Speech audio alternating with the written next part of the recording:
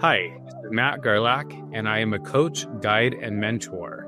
And on my episode for the Business Growth Architect Show, I will show you how to find alignment and create fulfilling lives and businesses. Listen to the full show to find out exactly how. And hello, fabulous person. Beat Gerlach here. I am the host of the Business Growth Architect Show, and I want to welcome you to today's episode where we discuss how to navigate strategy and spirituality to achieve time and financial freedom. Truly successful people have learned how to master both, a clear intention and a strategy to execute that in a spiritual practice that will help them to stay in alignment and on purpose. Please enjoy the show and listen to what our guest today has to say about this very topic. Welcome back. Beat Gerlach, the Business Growth Architect, today live with Matt Gerlach.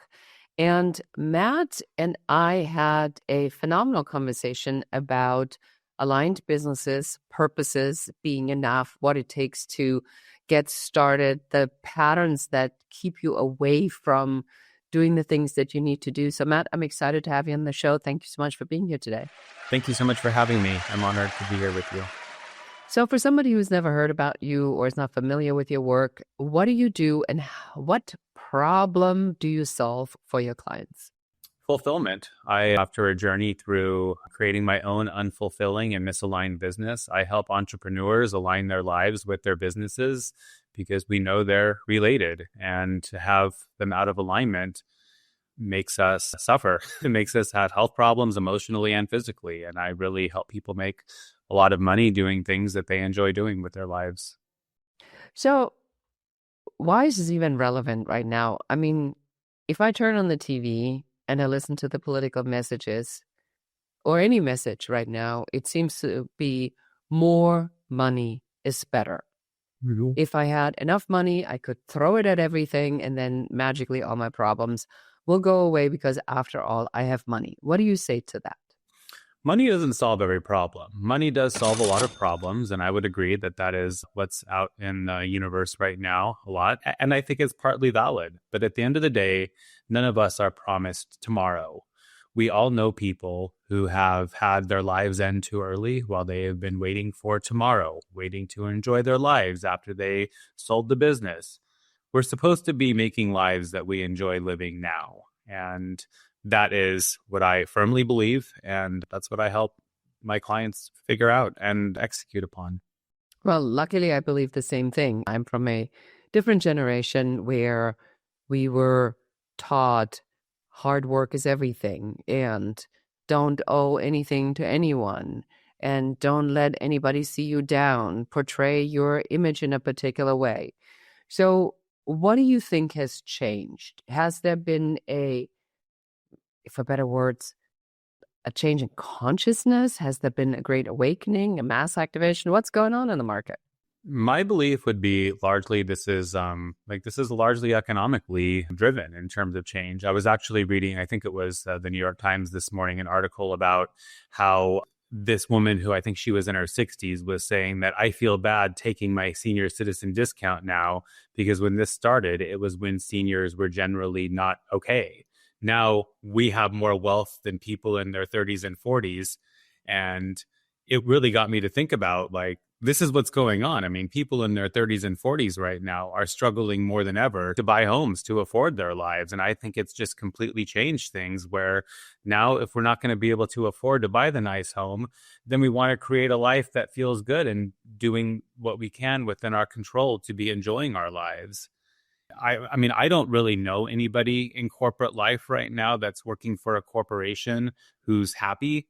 I don't really know many people working for corporations who are getting paid more today than they were a few years ago either. Of course, there's exceptions to that, but people who are performance-based, companies aren't doing as well as they once were. Right now, like, the whole thing is changing because we want to enjoy our lives. And I had to make this big decision for myself a couple of years ago when I was starting my coaching business.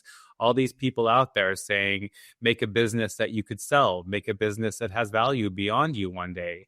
And I think that's very wise, don't get me wrong. But for myself, I looked within myself and what I want. I want a job that I enjoy doing for the next 50 years or 40 years.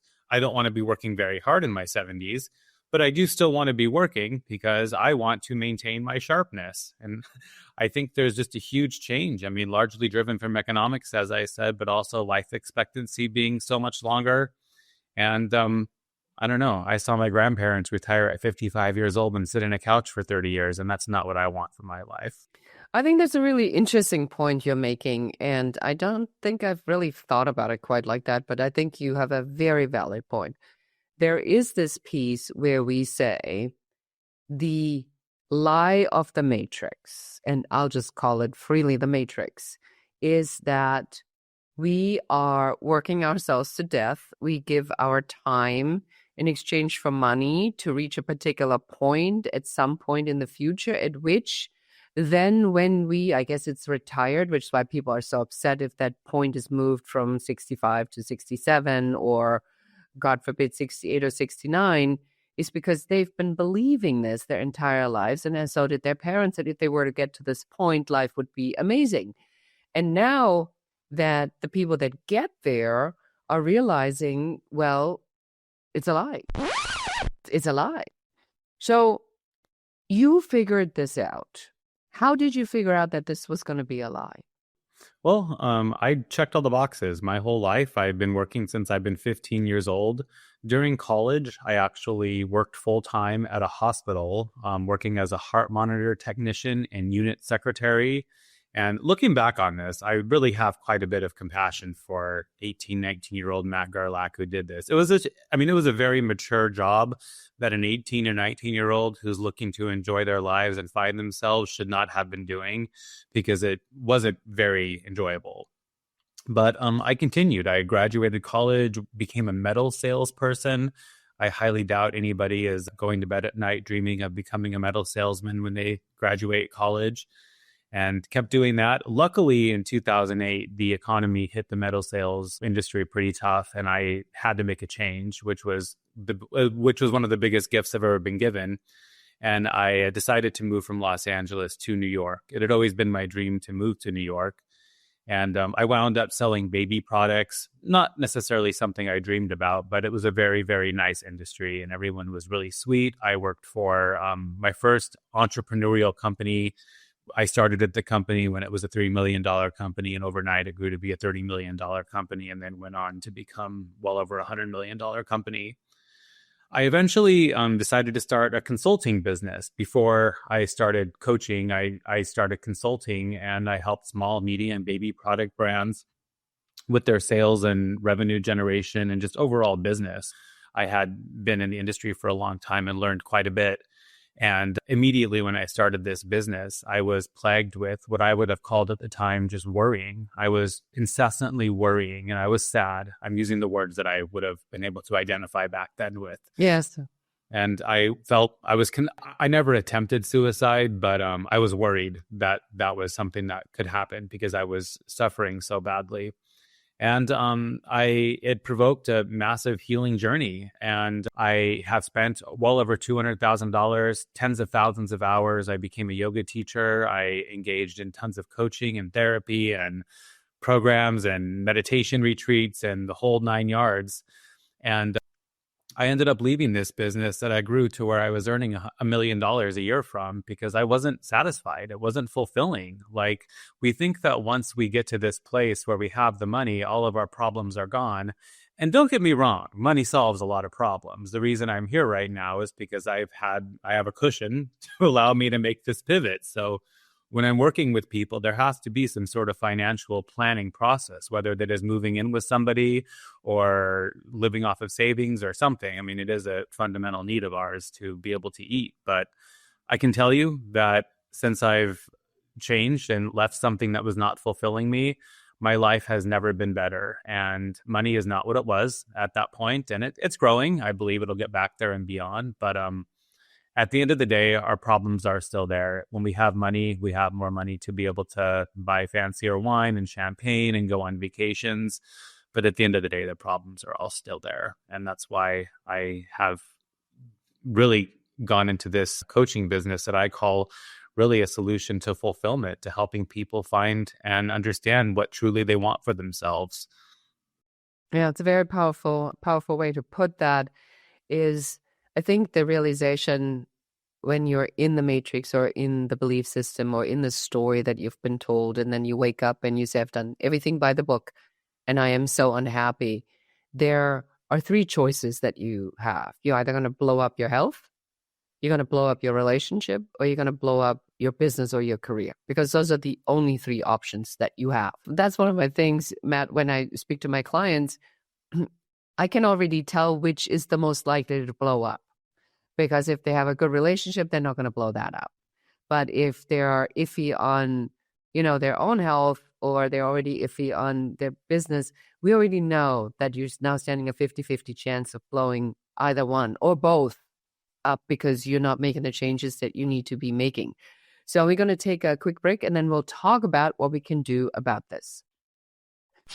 So Matt, take me through this. So somebody now figures out, I need more. And not necessarily more in the sense of money. Let's just assume, for the sake of this show, we all know you need to make money, you need to pay your bills, you need to have some left, you want to have a good life. But somebody feels that they're out of alignment. Do they know they're out of alignment? If they're coming to me, they know they're out of alignment. They may not be using those exact words, but they know something's wrong. When a client finds me, they have already achieved some level of success, and they thought that when they got to the certain place that they're at, they'd feel better, and they feel like something's missing in their lives. They're not sure what it is. They're almost certainly not sure what it is. I'm a big believer in,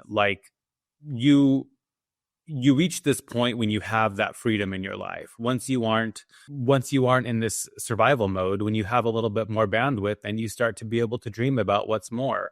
I just had a client this morning actually come to me. Very similar story to what most of my clients do. They're in their 40s and they're successful, and they're like, what is next? I don't know myself well enough. I don't really know what I want with my life. I've always checked all the boxes. And now that I'm at this place in my life, I've been given these, I have a 6-month runway. Him and his partner had talked about having 6 months for him to figure out what he wants to do with his life. He doesn't know how to answer this question. And that's when a lot of my clients find me. And they know something's out of alignment. They do not know what to do about it, though. All right. So now I'm coming to you. I have this unspecified dissatisfaction. I'm unhappy. I can't find purpose. I have no meaning. I'm not sure what it is. Where is the journey going? We need to find out what they really want for their lives. And these are questions about what fulfills you? What would you do if money wasn't in the equation? What do you want your days to look like? What do you want your days not to look like? Some people do come to me with a pretty good understanding of where they're at, and other people just completely have no idea, and they need to start with some rudimentary, just straight old journaling practice. I don't like to tell my clients they have to do certain things. You don't have to do yoga to work with me. You do have to journal to work with me at this point, because we need to understand what's going on beneath all of these desires. So I usually will start my clients out with making a list each day of what they want. Just starting off what I want, and listing the things that you want. Not things that you need, not things that you should want, but things that you want. And sometimes after just 3 or 4 days of that, we can start to develop some patterns. Sometimes it takes a few weeks before we start to see what really those patterns are telling us. But we need to understand what you really want for your lives. And a lot of it's just limiting beliefs. We want to be a writer, but we've been told that writers don't make money. Well, if you want to be a writer, let's explore the ways that writers can make money. And limiting beliefs are really, really detrimental to us. So what I'm hearing you say is the journey is not an external journey, it's an internal journey. Most of it is internal, yeah. So is it then correct to say that more success, and this is completely a leading question for full disclosure here, but is it then a true statement to say that success means you got to align the internal for it to align with the external?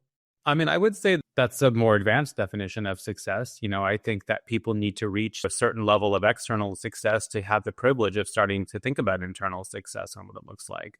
A lot of people are just in survival mode. And those aren't necessarily the people that I work with. Those aren't the people that are generally gravitated towards me. Those are people that are trying to survive. And I really work with people who have exceeded the point of survival and get to start asking themselves those questions. I think you're making a really good point. And let's just spend like a minute on there now. And a lot of times coaches have a tendency to go to people that need them but can't pay. How did you reconcile that internally? Because to me, it's a question that doesn't get answered or addressed often enough. And it leaves a lot of people that are making the transition then stranded with no money and running back to another corporate job only to be unhappy for even longer.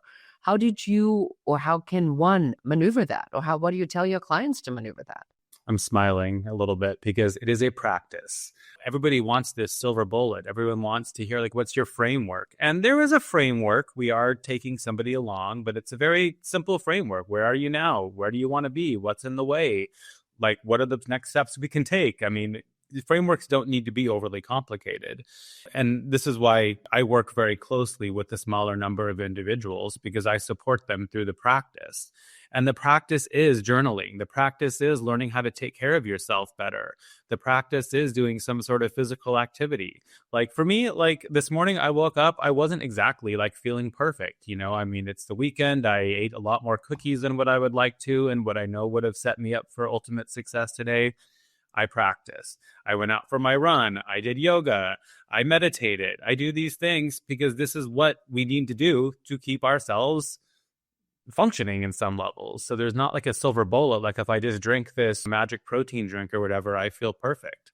This is kind of the two things that I do really require of my clients. They need to read so they can dream bigger. And so they're self-servicing themselves and getting some answers for themselves. These books are so underrated. I mean, $30 for a book and you learn millions of dollars of people's lessons. What I really realized is it's all the energy, it's all the universe. Like, and if I'm saying no to the wrong opportunities, I'm inherently saying yes to the right ones. And it takes patience. But this whole journey that I take my clients through is a journey of learning how to sit in discomfort and learn that they're not going to die from sitting in discomfort. But also, I am a yoga teacher and I bring this into the equation as well. During yoga, we learn like you're not supposed to be sitting through horrible, excruciating pain. And there is help needed to decide what is discomfort and what is pain. And yeah, I mean, I've learned to sit through discomfort. Some days I do a little better than others, but for the most part, it's getting better over time. And the more that I say no to the wrong things, the more the right things are coming my way, and I help my clients do the same. Do you believe that having this spiritual practice is the key to everything? I do believe it makes things a lot easier. I would say that I have been a spiritual practitioner for quite some time. I am religious. I believe in God. I don't know that it's a man in the sky. I don't know that it's not. But recently, I just found Kabbalah. Are you familiar with Kabbalah? Mm-hmm. This is quite remarkable. Kabbalah, I would say, is incredibly accessible, and it's non-controversial, in my opinion. I mean, it's pretty much what I've learned so far is an obstacle is an opportunity. An opportunity for what? An opportunity to be more creative. Your client says, no, I don't want to work with you. That's an opportunity for you to do a better job at showing your clients why they should work for you. You make a mistake, it's an opportunity to learn how to improve. All of these things that happen are opportunities that are grooming us for something bigger in life. And I would say that Kabbalah has been incredibly helpful for me in this journey. Yeah, and our show really is certainly not denominational in any way, but to say what resonates and what is the message that resonates. I have learned the deeper you go into any kind of method or any kind of spiritual teachings, and that could be even yoga, is that the more things are all aligned. It's all about quieting your mind. It's all about learning how to control that pesky voice in your head. It's all about learning how to think clean and to not allow your old stories, your trauma, your mismatched messaging to mess up your current life. And then, stepping into the vision and holding that vision and then creating an energy with resonance to achieve this vision and bring that into your life. I have not seen anyone where that's not the case. The Catholics are certainly interpreting in a particular way, the evangelicals too, because they believe that you have to have the one guy, and it happens to be mostly a guy in charge who holds the keys for you to be actually able to do that, which we know is bullshit. So everybody can have a direct connection to spirituality, universe, God, energy, whatever you kind of want to call that. So let's go and pivot a little bit. Now, go. No, like I love what you said. I mean, I have stones sitting here on my desk. I practice meditation every morning. I journal. I am somehow, a woman gave me the Daily Stoic about 8 years ago, and I love the Stoic, yeah. You do, honestly, like, and that's kind of where I'm going with this. Like, I practice yoga. All of these things work, but this Kabbalah thing has really, really worked. Stoicism really, really worked. It's about having a variety and going where things go. These stones are all sitting here. There have been times when I've carried them from here to my bed, to my dinner table. Sure. I mean, I'll try anything. And what resonates the most right now is this Kabbalah work. Exactly. And you go through phases where you do different things. I was listening to this one interview with this one guy, and he goes and he says, well, I use my tarot cards and I use my meditation to get information. And he does LSD and medicine journeys. And he uses all these modalities to help his clients by saying, let's use everything that's available to us because it is all connected to help you by finding what resonates with you. So I'm really glad you stopped me there to go deeper into that, because I think a lot of people are afraid of it, especially people that are Catholic or been evangelical, because, or, sometimes I think the Mormon Church or the Jehovah's Witnesses, where the doctrine is so intense that somebody says, well, can I not be yoga curious? What is so wrong about a different philosophy other than mine? So I'm glad you say to our audience, it's okay. And this is why I'm careful. Like, you don't have to practice yoga to work with me. You don't have to read the book of Stoicism with me. But there's a lot of different modalities that we can explore together. And there was a book I read called You're a Badass by Jen Sincero.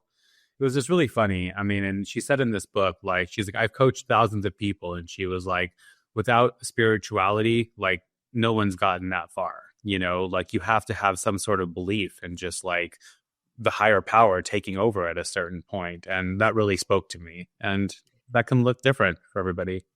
And it's so interesting. Some people that are really pushing back hard on the spirituality because they think that spirituality has something to do with religion, organized religion, and there's some trauma around that.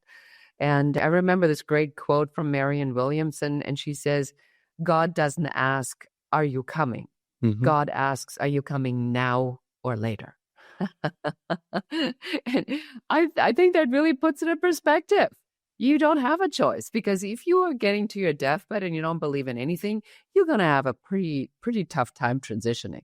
It's so interesting. I've noticed myself, like when I pray at night, like this has been massively demonstrating the growth that I've had over the years. Like, I'm able to now say to God, like, use me as you see fit.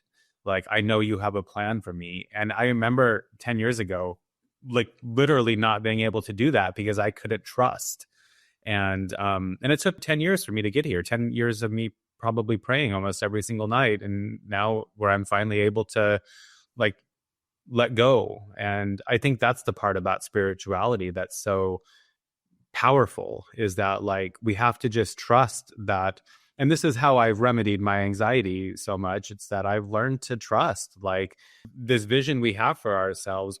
Like, when that's the only vision we're allowing, it is really stressful. When we allow for us to be flexible in life, that's when we are able to accomplish so much more than we ever thought possible.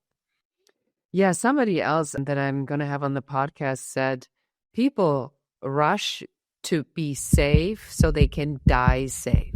And I thought that put it in such good perspective to say, can we lean into the experience of life and trust that it's a friendly universe? So let's talk about this for a second. So let's say I'm in the corporate job. Somehow I found this show. And now I'm listening to you and I'm going like, okay, this is all really nice. Thank you for the yoga. I've tried it, not working for me. I hate my job. What do I do? I can't just like go and say, I trust the universe and put on my white flowy ceremonial clothes and take the leap. I have to have a plan. What do I do? For most of my clients that come to me like this, it is getting clear on numbers. So we'll dig into numbers and see, like, I mean, a lot of people in that situation, they do have freedom and they need help understanding that they do have freedom. They need help understanding like what it's going to look like to take. I mean, some of these people like in that situation have $3 million in the bank and they've never met anybody that are able to help them see that their bank account doesn't always need to keep going up, that they need to value their health. I say this to my clients often. If I came to you and said, like, your health is deteriorating, you either can keep down the corporate path you're on and die in 3 years, or you can make this choice, take this step back in some ways. Which would you choose? 100% of people are going to choose to take that step back. And we don't realize how close that is to becoming a reality for some of us. And so it's really getting clear on the numbers and just understanding like what this looks like. And I'm very transparent with clients. I share a lot of my journey. I'm very vulnerable about it. My checking account, which had significant amount of money in it for this transition. Then I had kind of like the next scary account. And then the scary account of starting to take money out of, there's still plenty in the checking account. Like money comes in, I've adjusted spending. This has changed. It's like, I mean, I don't know how all this money's come my way. And it's not like there's like $100,000 falling from the sky every day, but it's just like things are, I don't know, our home insurance gave us $1,000 the other day. Things start kind of happening, and this worst case scenario never really comes to fruition. Like we stopped going out to eat. We didn't really eat much in the first place out. I cook all the time at home, but like you just start to realize what's important. And my coach said to me at the beginning of this journey, she's like, so you'll get creative. And then I was like, what does that mean? And then she's like, well, you have a big house, right? You can Airbnb up some of your rooms. And I was like, I don't want to do that. And then like, as I progressed down this journey, I'm like, you know what? I love meeting people. I'm bringing people into my home and I'm like, how cool would it be to have like people coming from Europe and staying in my home and me cooking them breakfast? I'm getting creative about these opportunities. So yeah, and that is a big part of the surrender experiment, is to say you don't judge the path. It creates the opportunity, because then oftentimes the stories afterward is then that the guest from Europe that came, that connected with you, did the thing that then became the thing that then you got involved with, that then led to this incredible opportunity that would have never happened if you wouldn't have done that. If I am in a spot where I feel the dissatisfaction rising so much that I know something has to happen, or I will die, or I will get sick, or I will blow up any part of my life. The trust into the voice that it's not misleading you, but it's leading you to something good is the key. And then the not judging of the way. That's what I'm hearing from you. Absolutely. I mean, our lives are always speaking to us. And our job in life, if we want to do a good job at it, is to listen to those voices before they become heart attacks, before they become divorces, before they become car accidents from falling asleep while driving because we're exhausted from our jobs. But yeah, I mean, the call is to do something about those voices. And a lot of my clients come to me not really knowing what to do about them, and I help them through that. This is the thing also. So many of us think that like we need to have a plan, but when we've been going, checking these boxes our whole life, it does take some time to like unwind and to start allowing our creativity to start coming to light. So a few months ago, I started hosting, I call it the Friday Brunch Club. I invite a group of local business leaders into my home every other Friday. And it's been something that I've started doing. I never would have thought 6 months ago when I was leaving my high paying job that this would be what I'm doing. I'm not charging for it either. It's really just my way to meet new people. And I mean, of course, it would be great if some of the people decide to work with me one day, but I'm also just kind of letting this unfold and seeing where it leads. And so far, it's been really things that people are saying about the growth they're experiencing at this brunch is incredible. And it's something that I am doing, and it's helping me gain more confidence and clarity around my mission. So it's just kind of crazy that like the path does unfold, and I support people through this. You had said something when we spoke for the first time. You said, find joy in starting small. Yeah. Do you want to, as we're closing out, maybe explain what that means? So, and then we'll tell people how they can find you. Find joy in celebrating the small numbers. When I started this, I had goals like I want like 100,000, 10,000 people, yes. Yeah, all these things. And now it's like when somebody follows me on Instagram, which doesn't happen every day, it happens once, maybe twice a week, I might get a new follower.